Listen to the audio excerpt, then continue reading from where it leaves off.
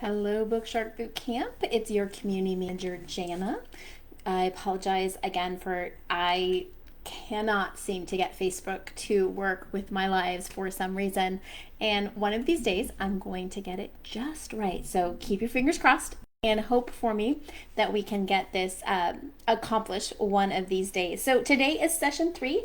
I hope that you have been enjoying your boot camp with me as much as I've been enjoying doing it with you guys. I'm pulling up my notes here, so give me just a second. We are going to be talking about organizing your homeschool area, aka cataloging your books. Now, for some of you, that might be really exciting. You're geeking out, you're all about organization. It makes you feel, I don't know, like put together or successful. And others are like, ooh, I don't really need to organize. I like to fly by the seat of my pants. So whatever your preference, these are just tips and tricks that have been time tested, that have worked for years with our customers at BookShark. We are presenting them to you. It does not mean you have to do it this way. I'll give you a couple different options as you are organizing your books with me, but don't feel like there's only one way or there's the right way and there's a wrong way. You're homeschooling. I don't really think there's a right way or a wrong way. The product of homeschool, I homeschooled my 2 oldest. I'm still homeschooling my youngest. We do it kind of different. Every single child, do it a little bit differently every year. But I'm going to walk you through what is a very precise and organized way to put your books together for the year, and take what you will. I hope that it encourages some of you, takes away what we call the BookShark box shock, when those boxes come and you start to unpack and you get excited and your kids get excited, and then the books just keep coming and coming and coming, and you're not sure what you're going to do with all of these books or how you're going to get through them in an entire 36 weeks.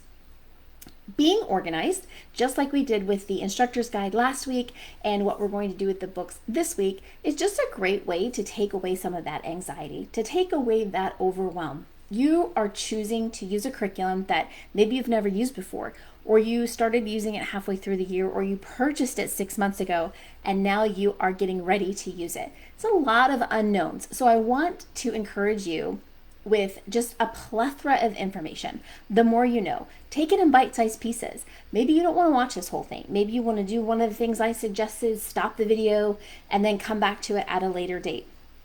I'm just going to, like BookShark's design, give it all to you, and hopefully in bite-sized pieces. And then you take what is going to work for you and your family, and you don't even bother with the rest.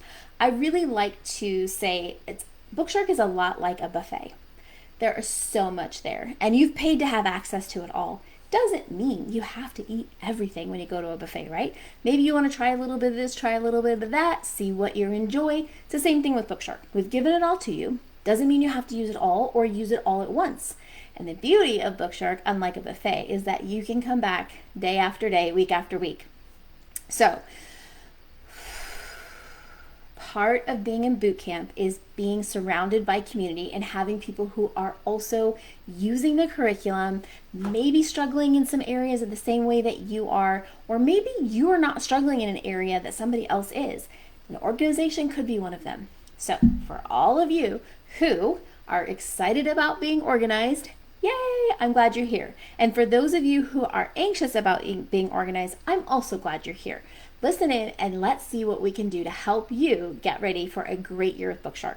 So when you get that box, if you counted those books, literally if you got an all subject package with us, you're looking at 30 to 50 books depending on the level. It's a lot of books. So why not be organized and get those books put in a fashion that is easy to access and grab. I want to remind you what we talked about before, keeping books out of your students' hands so that they can get excited when a new book comes out, kind of like at Christmas, or any holiday or a birthday or a time when you get a gift.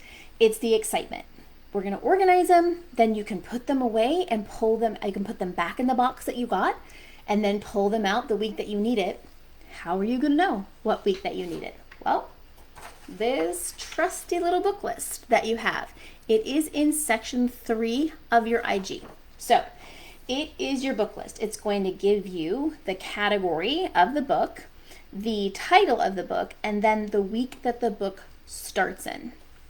So now you will be able to organize your books by week. There are a few methods that you can do. You can use these smaller labelers. Again, I talked about in the last session, these are all blank because obviously most of them blank, I use them. You can use different colored markers to coordinate it with the level that you are doing. I am going to put a file inside our boot camp and the notes on YouTube so that you can see the colors that coordinate with which levels. You can color them in yourselves. You can write on them. For the first book, well, actually I don't have the first book. What did I pull here? I pulled our Child's Anthology of Poetry from World History. So according to my book list, this is actually used, it's under poetry, and it's used beginning in week 1. So this is actually going to be used throughout the entire year. And I would then put on my label World History, or WH-1. That means it's World History week 1.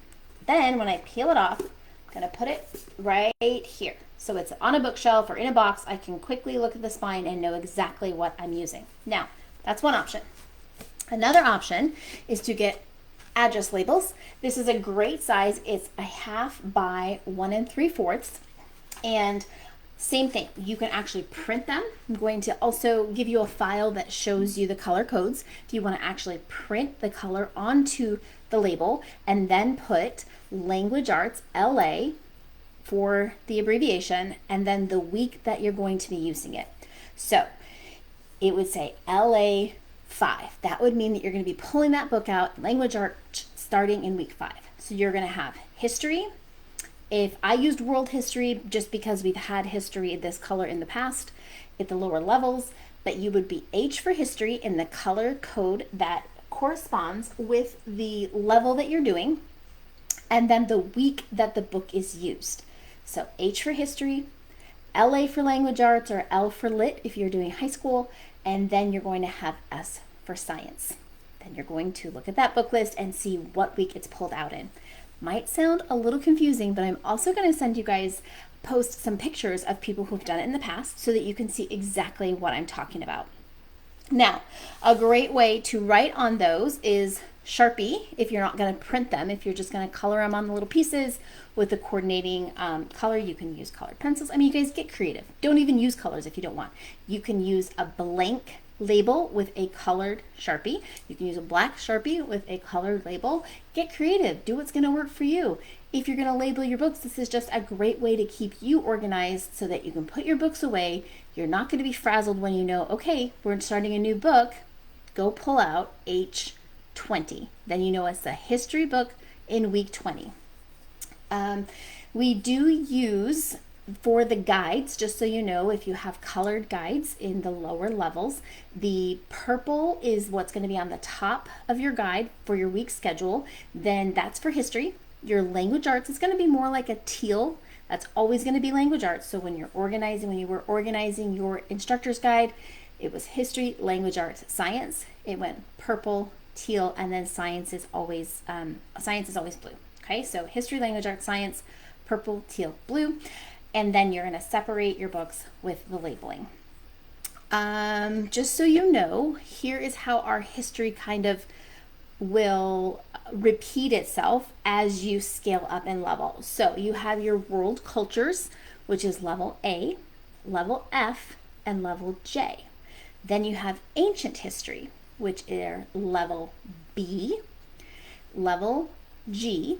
Then you have modern history, or second part of world history, which is going to be C and H. You have American history, DE, I, and US high school.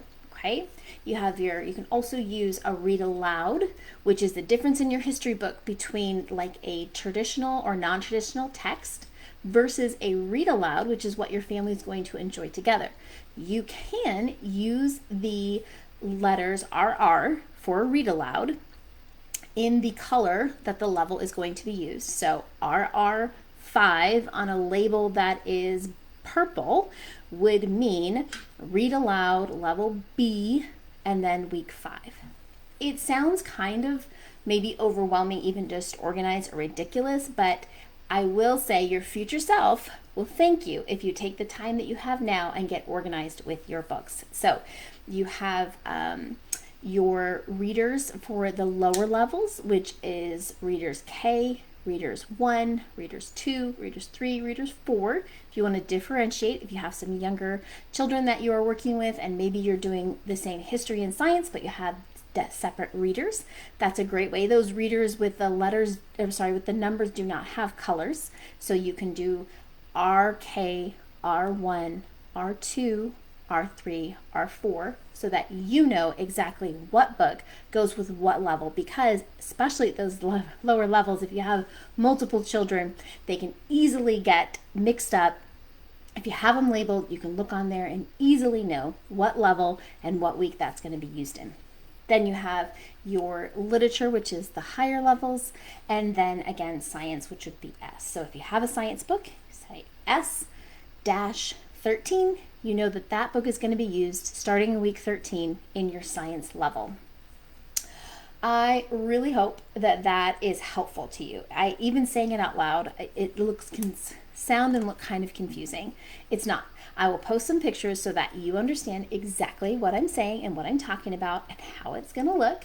I really hope that helping you keep your books organized is going to help you feel more confident as you get started in your year with BookShark. You may have a plethora of questions after this live, so I'm going to make sure to post your Q&A for session 3. Go ahead and ask me all the questions that came up. If you have specific questions or you need something answered, right away, you can always send me a message. You can email or call our customer service. We'll make sure that we get you taken care of right away. I will say, another really nice thing about going through your book list and labeling your books is you can see if maybe you're missing a book. Sometimes things are back ordered that should have been noted on your invoice when you got it, but we make mistakes and we don't want you to get to week 15 and not have the book that you need. So great way to do inventory as well. Make sure you have everything that you need. One more step to taking any anxiety out of at least what you're using. There's going to be anxiety about using it. We're going to get to that soon enough. So your homework, label those books. Get those books labeled. Ask questions if you have questions. And then I'd love to see a picture of how you chose to label. If you decided to color them in yourself, use a white label and a colored Sharpie, or if you printed your labels with the color codes and then put the week and the subject on there. I love seeing how everybody does it differently and where you decided to put your books. Did you put them back in the box and you're only going to take them out week by week? Did you put them on an upper shelf so that they are off limits but they can still be seen? Or are you just that family that puts them on the shelf and those kids are going to be able to access them 24/7? Show us what you got. Now, next week live is going to be about setting up and organizing your entire year.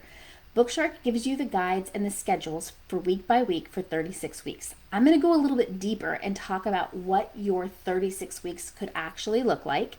I'm going to create a calendar so that you can print out or put it into a digital space for yourself.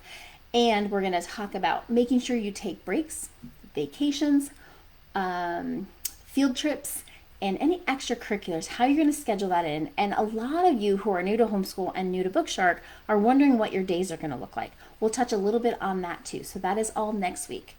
Now, as we fill out and print those calendars, I want to encourage you use pencil or at least erasable pen, because everyone knows that life can change in an instant. I don't want you to feel like you've set something in stone and it can't be changed. So grab a pencil, print out the calendar. I'll have that ready for you guys on Monday for our next session next Wednesday. We'll have our live on Monday. It's almost the weekend. I can't believe it. If you are out and about, BookShark is going to be at Phoenix, Arizona at the Arizona Families for Home Education. Come by and say hi. We would love to see you. And that's it for this live. Let me know if you guys have more questions, okay? I'll post some pictures, some color codes, and the key to the colors that we use on our for our books. And I will put that all on under our guide for today. All right, you guys have a great day. Bye-bye.